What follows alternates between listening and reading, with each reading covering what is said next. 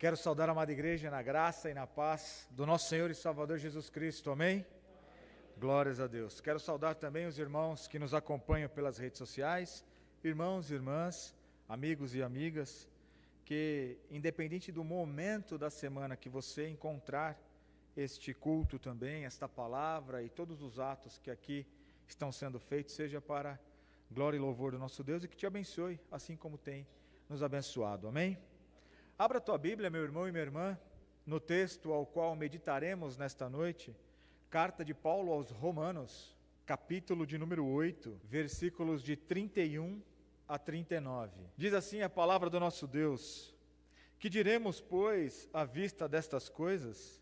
Se Deus é por nós, quem será contra nós? Aquele que não poupou o seu próprio filho, antes, por todos nós o entregou, porventura, não nos dará graciosamente com ele todas as coisas? Quem intentará a acusação contra os eleitos de Deus? É Deus quem os justifica. Quem os condenará? É Cristo Jesus quem morreu, ou antes, quem ressuscitou, o qual está à direita de Deus e também intercede por nós. Quem nos separará do amor de Cristo? Será tribulação, ou angústia, ou perseguição, ou fome, ou nudez, ou perigo, ou espada? Como está escrito: por amor de ti somos entregues à morte o dia todo, fomos considerados como ovelhas para o matadouro. Em todas estas coisas, porém, somos mais que vencedores, por meio daquele que nos amou, porque eu estou bem certo de que nem a morte, nem a vida, nem os anjos, nem os principados, nem as coisas do presente, nem do porvir, nem os poderes, nem a altura, nem a profundidade, nem qualquer outra criatura poderá separar-nos do amor de Deus que está em Cristo Jesus, nosso Senhor. Amém?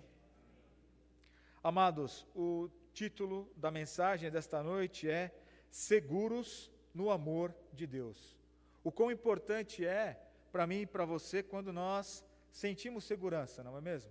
Independente das áreas das nossas vidas, quando nós olhamos ali ou deitamos a nossa cabeça no travesseiro ou sentamos ali para olhar para a nossa família e as nossas coisas e podemos contemplar a bênção de Deus e o cuidado que Ele tem tido por nós e dizer, graças a Deus está tudo seguro. Da mesma forma, no texto que lemos aqui em Romanos 8, de 31 a 39, Deus garante segurança para mim e para você através do seu amor. Mas antes de nós começarmos, eu quero fazer uma pergunta para os irmãos. O que é, para cada um de você, meu irmão e minha irmã, ser mais que vencedor? Guarde esta pergunta, responda para si mesmo, e nós vamos trabalhar ao longo desta meditação para ver se o que nós pensamos do que é ser mais que vencedor aos olhos de Deus vai bater ou somar ou ser igual àquilo que nós pensamos ao responder essa pergunta. Amém? Vivemos então, meus irmãos, em dias marcados por incertezas, medos, perdas, crises espirituais que podem nos tomar a qualquer momento e não estamos livres disso.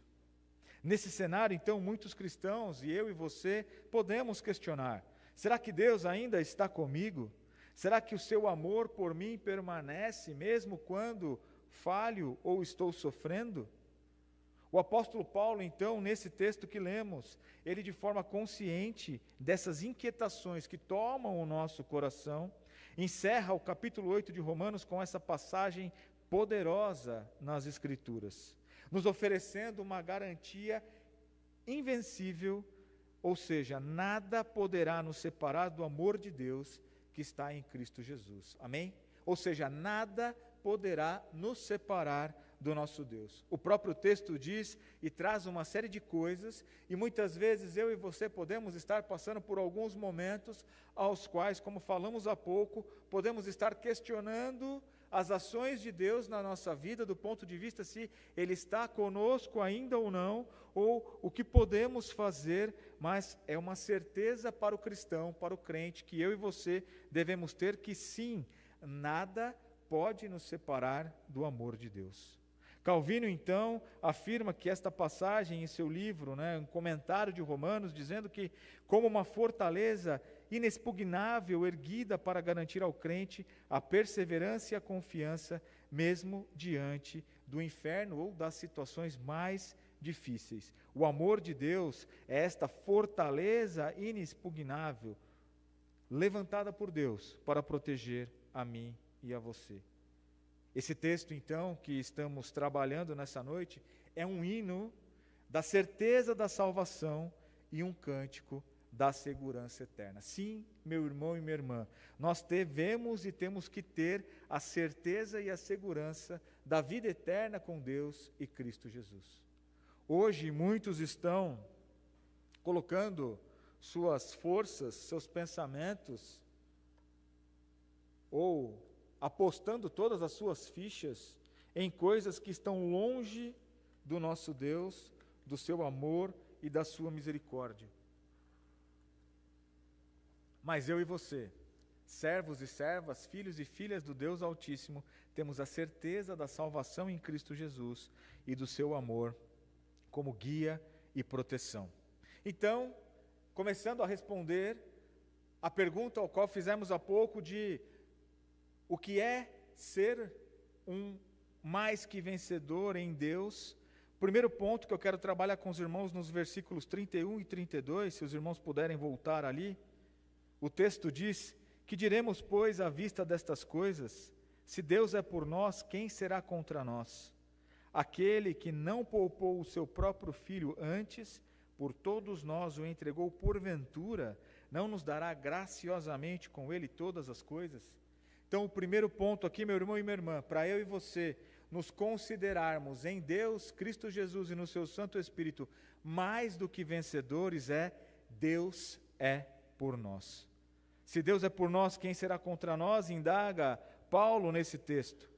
A pergunta de Paulo aqui é uma retórica triunfante, ou seja, ele sugere esta dúvida, mas automaticamente já responde com uma certeza: Deus está a favor dos seus eleitos. Sim, em nosso favor, em favor meu e teu, desde que nós, obviamente, estejamos alinhados à vontade dele. Eu vou sempre repetir isso, meu irmão e minha irmã, porque muitas vezes nós podemos achar que Deus é como os outras pessoas, outros povos, com outras divindades, como se Deus fosse apenas alguém que ratificasse, assinasse embaixo aquilo que fazemos. Não, a nossa vida, o nosso querer, o nosso testemunho, cada passo, cada pensamento deve estar e ser aprovado pelo nosso Deus, amém? Então essa é a garantia que Deus é por nós, porque nós estamos nele. Como nós falamos na sexta-feira e também no sábado, todo o amor e resposta que nós temos e damos a Deus, vem primeiro porque Ele vem a nós. É o Senhor que dá o primeiro passo, é o Senhor que buscou a mim e a você através do sacrifício de Cristo e do seu sangue vertido na cruz. Mas cabe a nós respondermos a esse ato de amor. João 3,16 vai dizer que Deus amou o mundo de tal maneira que deu o seu Filho unigênito para todo aquele que nele crê, não pereça, mas tenha a vida eterna. Aqui então também podemos ver, como estamos vendo nos versículos 31 e 32 de Romanos 8, a dimensão do amor de Deus sendo demonstrada pela doação voluntária de Cristo Jesus. Sim, meu irmão e minha irmã, nós temos vida e vida em abundância. Foi pela graça de Cristo, porém, foi pago um alto preço para que eu e você pudéssemos estar hoje no altar de Deus, vivendo uma vida com Ele, ou assim deveríamos estar. Romanos 8,32 também vai ecoar essa verdade, reforçando que a entrega do Filho é a garantia de que todas as demais bênçãos espirituais virão. E mais uma vez é sempre muito bom e importante reforçar que quando nós falamos de bênçãos espirituais, não necessariamente precisa ser única e exclusivamente as bênçãos materiais, mas pelo contrário, somos abençoados espiritualmente quando andamos com Deus, quando temos a possibilidade de meditar nas suas sagradas escrituras, orar ao Senhor e ouvir a sua voz, para que possamos atender ao seu chamado. Temos buscado de forma ardente Ou como aqueles 2 discípulos a caminho de Emaús, quando disse: não queimava o nosso coração enquanto Cristo expunha as Escrituras para nós. É assim que temos vivido os nossos dias. Foi pela graça de Cristo Jesus e do nosso Deus e do seu Santo Espírito, mas não foi de graça, porque houve um preço alto a ser pago, que foi o sangue de Cristo vertido na cruz. Em Gênesis 22, 12, nós podemos ver mais um texto que vai corroborar por aquilo que estamos tratando hoje, ou nesse primeiro ponto, que Deus é por nós, que diz: agora sei que temes a Deus, visto que não me negaste o filho, o teu único filho. E essa passagem fala exatamente de Abraão, quando vai levar Isaque para o sacrifício. Abraão então foi impelido, Abraão foi impedido de sacrificar Isaque, meu irmão e minha irmã, impedido. Mas Deus, Pai, levou o seu plano até o fim, uma vez que não poupou o seu próprio filho. Como nós falamos, se não me falha a memória, domingo passado, essa passagem ela aponta para Cristo Jesus, porque Deus não permitiu que Isaque fosse sacrificado. Mas Deus sacrificou o seu único filho, como nós vemos e lemos agora, por mim e por você. Então, nós precisamos viver a nossa vida, as nossas vidas, as nossas intenções, os nossos desejos, como mais que vencedores em Cristo Jesus, porque fomos comprados pelo sangue do Cordeiro. Amém? Martim Lutero vai dizer que a fé vê a cruz como a prova final de que Deus está a nosso favor, mesmo quando tudo parece dizer ao contrário. Essa é a minha e a tua segurança. Independente do momento ao qual estamos passando ou vivendo, meu irmão e minha irmã, a segurança da cruz, do amor de Deus pelas nossas vidas e por nós, garante que nós sejamos abençoados sempre e em toda e qualquer ocasião. Aplicando de forma prática, então, este primeiro ponto, meu irmão e minha irmã, em tempos de crise, devemos olhar para a cruz única e exclusivamente. E lembrar, se Deus não negou o seu próprio Filho, Ele jamais nos abandonará em qualquer necessidade.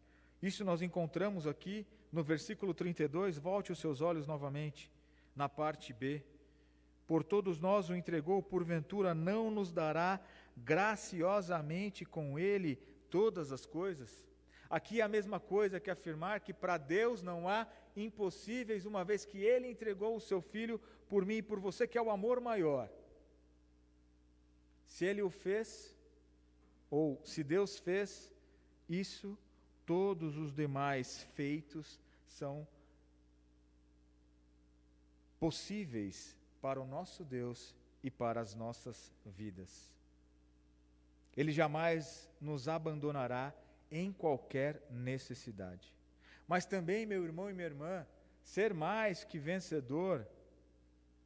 E aí eu quero que os irmãos voltem os seus olhos para os versículos 33 e 34. Quem intentará acusação contra os eleitos de Deus? É Deus quem os justifica. Quem os condenará? É Cristo Jesus quem morreu, ou antes quem ressuscitou, o qual está à direita de Deus e também intercede por nós. Ou seja, sermos mais que vencedores em Cristo Jesus, meu irmão e minha irmã, é igual a dizer que nenhuma acusação pode prevalecer sobre as nossas vidas. Fomos redimidos pelo sangue do Cordeiro. O que quer dizer isso? Muitas vezes, Deus já nos perdoou de uma série de questões, e como consta na nossa liturgia, e nós acabamos de fazer há pouco o momento, de confissão de pecados, todas as nossas reuniões, quer sejam estudos bíblicos, reuniões de oração, ou culto público, escola dominical, e nos nossos lares nós temos esse momento onde nós colocamos no altar do Senhor os nossos pecados, as nossas falhas, as nossas faltas, e pedimos perdão para Ele. Porém, ainda temos um inimigo maior das nossas vidas e, sobretudo, das nossas almas, que é Satanás, que vive a nos acusar ou querer apontar as nossas falhas, onde Deus já nos perdoou, muitas vezes nos traz à memória situações aos quais nós ficamos remoendo, e isso vai nos afastando do Senhor ou trazendo sentimentos que vão fazer-nos duvidar de Deus e de sua ação para as nossas vidas. Então Paulo começa com outra questão: quem intentará acusação contra os eleitos de Deus? É Deus quem os justifica. O interessante aqui é que nesse texto, meu irmão, o apóstolo Paulo sempre levanta um questionamento e já vem com uma resposta incisiva. A pergunta de agora é: quem intentará acusação contra os eleitos de Deus? E a resposta é Deus quem os justifica. É Deus quem nos justifica, meu irmão e minha irmã. Não é o nosso vizinho, não é o nosso parente, não é nosso pai, nossa mãe. É Deus. Ele que tem a palavra final sobre todas as coisas e também sobre a minha vida e a tua vida. Zacarias, então, 3, de 1 a 5, vai dizer que Satanás tenta acusar Josué, o profeta ali, o sumo sacerdote, perdão, meus irmãos, mas Deus o repreende, dizendo e purificando Josué as suas vestes e transformando ou revestindo ele de vestes limpas e transparentes. Da mesma forma, então, que Zacarias descreve Satanás intentando acusação ao sumo sacerdote Josué no templo, ele, a mim e a você, faz essas acusações a todo momento. Mas devemos estar firmes na rocha que é Cristo Jesus, entendendo, nos purificando e lavando as nossas vestes no sangue do Cordeiro, até que elas tornem alva como a neve. Essa cena, então, vai ilustrar exatamente o que o Paulo está descrevendo, meu irmão e minha irmã, nos versículos 33 e 34, ou seja, as acusações podem sim existir, mas são impotentes diante da justiça divina. Eu e você fomos regenerados, transformados, lavados pelo sangue do Cordeiro para vivermos uma nova vida, uma vida em Cristo Jesus em abundância e de forma a sermos mais que vencedores. Amém? Isaías também 50, de 8 a 9, vai dizer: perto está o que me justifica, quem contenderá comigo? Neste cântico messiânico aqui em Isaías, meu irmão e minha irmã, nós vemos então que o servo do Senhor, diante dos seus acusadores, também sabe que é Deus que o justifica. Exatamente como Paulo também descreve o estado dos crentes em Cristo Jesus. E por fim, em 1 João 2, 1 e 2, nós temos um advogado junto ao Pai, que é Jesus Cristo, o justo. Paulo então declara que Cristo intercede por nós, e João o descreve como nosso advogado diante de Deus, ou seja, ambos os textos afirmam a nossa realidade. A obra de Cristo assegura a defesa e a permanência minha, do crente, diante de qualquer acusação. Então nós não devemos baixar as nossas frontes, ou duvidar do nosso Deus, ou dizer onde está o Senhor, porque é Ele quem nos justifica, nos defende de toda e qualquer acusação de Satanás. Amém? João Calvino vai dizer aqui então que Deus, que é o supremo juiz, já absolveu os seus eleitos. Quem então se atreverá a revogar o seu veredito? Qual ser pode ou tem a mesma magnitude que o nosso Deus? E já respondo que nenhum, para revogar o que Deus já fez por mim e por você, através de Cristo Jesus? Aplicando então de forma prática, meu irmão e minha irmã, esta parte onde nós somos mais que vencedores, porque nenhuma acusação pode prevalecer sobre as nossas vidas, quando a culpa e a acusação surgirem, meu irmão e minha irmã. Quando muitas vezes nós pensarmos em desistir do ponto de vista de, Senhor, não é para mim, eu sou falho, sou pecador, assim como no Antigo Testamento, muitos daqueles que foram chamados, sempre, num primeiro momento, eles sempre recusaram o chamado de Deus, apontando alguma falha. Lembro-me de Gideão, por exemplo, que quando ele é chamado, ele diz: eu sou o menor da minha casa e a minha casa é a menor das casas de Israel. Moisés também, quando foi chamado, falou: a minha dicção ela não é boa, sou gago. E tantos outros que nós estudamos e conhecemos homens e mulheres de fé que, num primeiro momento, a serem chamados por Deus, assim como eu e você somos chamados por Deus para viver uma vida transformada, muitas vezes titubeamos e falamos, Senhor. E os chamados aqui são os ministérios também para as nossas vidas. O que Deus tem colocado nas nossas mãos enquanto talento, enquanto dons. E muitas vezes nós estamos falando, Senhor, eu não estou pronto, eu não sou bom o suficiente. E nunca seremos, amados, bons o suficiente. E nunca estaremos prontos o suficiente, porque é Deus quem nos deixa pronto e é Deus quem nos capacita para realizar as boas obras. Devemos então olhar para Cristo, ressuscitado, intercessor ao lado do Pai, porque a nossa causa já está ganha para a honra e glória dele. Amém? Mas também somos mais que vencedores, porque as provações não anulam o amor de Deus.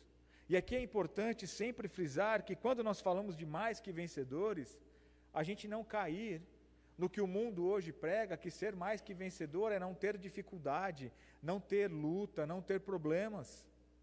Muitas vezes vamos passar por tribulações, umas maiores, outras menores, mas a palavra de Deus nos garante que não sobreveio ou não vai sobrevir aflição sobre nós, as quais nós não possamos suportar, mas as provações não anulam o amor de Deus. E então nos versículos 35 e 36, se os irmãos puderem acompanhar comigo, vai estar escrito assim, quem nos separará do amor de Cristo? Será tribulação, ou angústia, ou perseguição, ou fome, ou nudez, ou perigo, ou espada? Como está escrito, por amor de ti somos entregues à morte o dia todo, fomos considerados como ovelhas para o matadouro. Quem nos separará do amor de Cristo? Paulo faz mais uma pergunta, e em vez de prometer a ausência de dor, Paulo reconhece de 7 formas distintas, como acabamos de ler, formas de sofrimento que o cristão pode enfrentar. E em nenhuma delas é um sinal de separação do Senhor.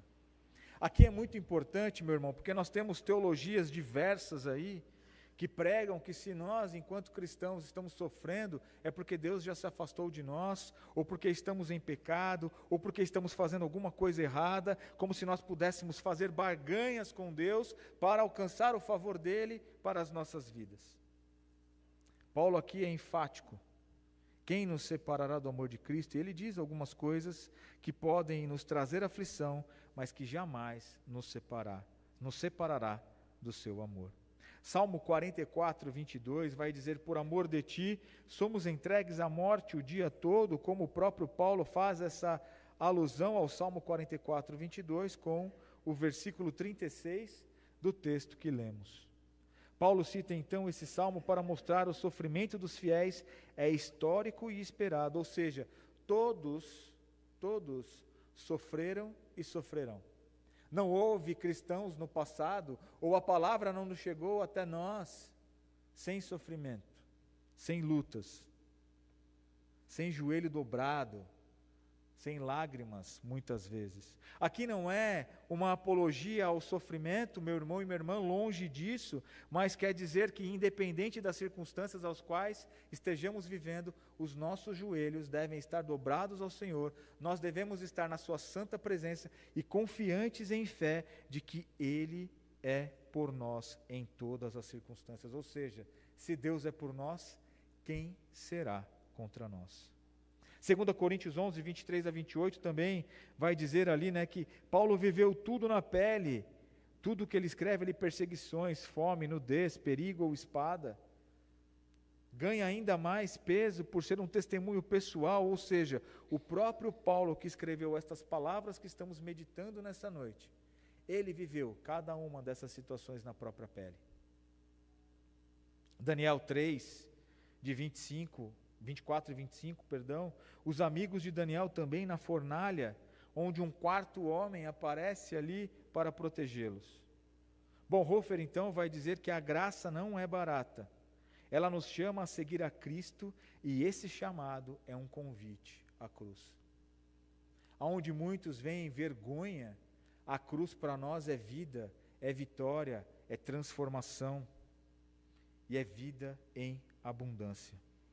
Aplicando então aqui de forma prática, meu irmão e minha irmã, quando o sofrimento vier, quando o luto, as dores vierem, não se pergunte, ou não devemos nos perguntar onde está Deus, mas devemos afirmar com fé, Ele está comigo em meio às chamas. Temos tido essa fé devidamente forte, dizendo, independente das circunstâncias, Deus está comigo em meio, porque como eu já pude falar algumas outras vezes, Deus pode sim e tem total poder de nos livrar das situações, mas em outras Ele vai nos livrando nas situações. E é isso que Paulo está, ou melhor, é essa aplicação prática que nós devemos ter aqui. Quando formos confrontados, não perguntar ou questionar onde está o nosso Deus, e sim, Ele está comigo, mesmo nesse momento que eu estou passando. E para fechar, amados, versículos 37 a 39, que diz, em todas estas coisas, porém, somos mais que vencedores, por meio daquele que nos amou, porque eu estou bem certo de que nem a morte, nem a vida, nem os anjos, nem os principados, nem as coisas do presente, nem do porvir, nem os poderes, nem a altura, nem a profundidade, nem qualquer outra criatura, poderá separar-nos do amor de Deus que está em Cristo Jesus, nosso Senhor. Por fim, então, somos mais que vencedores em Cristo Jesus, porque em todas as coisas somos mais que vencedores por meio daquele que nos amou, e aquele é Cristo Jesus, o nosso Deus e o seu Santo Espírito. Paulo encerra então com uma crescente aqui, uma afirmação de segurança que nada poderá nos separar do amor que está em Cristo Jesus. João 10, 28 a 29, vai dizer que ninguém as arrebatará da minha mão, ou seja, as ovelhas, o contexto desse texto é que as ovelhas que Deus entregou a Cristo Jesus, ninguém as tirará ou arrebatará da sua mão. Por isso que eu e você devemos viver uma vida que agrada a Deus, uma vida que se baseia, obviamente, na palavra, e que a nossa vida, como nós estudamos pela manhã, nas bem-aventuranças, reflita o caráter de Deus e do seu reino nas nossas vidas. O amor de Deus, meu irmão e minha irmã, é o selo inviolável da salvação que eu e você temos em Cristo Jesus. Efésios 3, 18 e 19 também vai dizer que nós devemos compreender a largura, o comprimento, a altura e a profundidade do amor de Cristo, e nós pudemos trabalhar recentemente esse texto também, ou seja, Paulo deseja que a igreja em Efésio, assim como nós, enquanto igreja de Cristo como um todo, experimentemos sempre a dimensão imensurável do amor de Deus nas nossas vidas. Um amor que é mais profundo do que qualquer abismo e mais forte do que qualquer morte. Salmo 139, de 7 a 10, vai dizer assim, para onde me ausentarei do teu Espírito? O salmista então aqui garante que não há lugar nenhum onde Deus não esteja conosco. O que ressoa fortemente, o que Paulo traz aqui em Romanos 38 e 39, ou seja, nenhuma realidade criada pode nos afastar de Deus. Finalizando aqui com duas citações, meus irmãos. Barth vai dizer que o amor de Deus em Cristo é o ponto fixo e imutável em meio ao caos do mundo. E Jonathan Edwards também vai dizer que os crentes, mesmo nas trevas mais profundas, podem cantar, porque sabem que estão seguros no amor de Deus imutável. Salmo 23 vai dizer, o caminhar pelo vale da sombra da morte, na sequência, não temerei mal algum, porque tu estás comigo. A tua vara e o teu bordão, ou em algumas traduções, a tua vara e o teu cajado me consolam. A vitória final, meu irmão e minha irmã, está garantida. Somos mais que vencedores, não por nossa força, mas porque Deus decidiu nos amar com o amor eterno de Cristo. Amém? Que Deus assim nos abençoe nesta noite e faça como foi dito na oração, multiplicar em nossos corações e mentes de forma fértil e abundante. Que Deus nos abençoe.